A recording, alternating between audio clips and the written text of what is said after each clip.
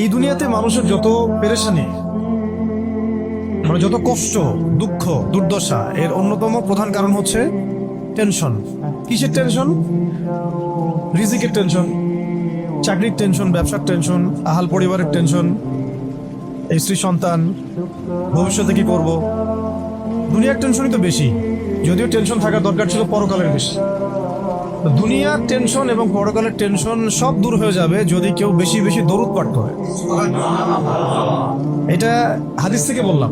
আর গোনা, আমল নামায় যে গোনাগুলো আছে এগুলো মিটে যাবে যদি কেউ বেশি বেশি দরুদ পাঠ করে। একজন সাহাবী রাসূল সাল্লাল্লাহু আলাইহি ওয়াসাল্লামকে বলেছিলেন, ইয়া রাসূলুল্লাহ, আমি আমার দোয়ার মধ্যে কতটুকু দরুদ পড়ব? আমি কি 1/4 দরুদ পড়ব? নবীজি বলেছেন সাল্লাল্লাহু আলাইহি ওয়াসাল্লাম, তুমি পড়তে পারো, চাইলে আরো বাড়াতে পারো, বাড়ালে তোমার জন্য উত্তম। ইয়া রাসূলুল্লাহ, আমি কি তাহলে 1/3 দরুদ পড়ব আর 2 ভাগ দোয়া করব? নবীজি বললেন, করতে পারো, বাড়ালে তোমার জন্য উত্তম।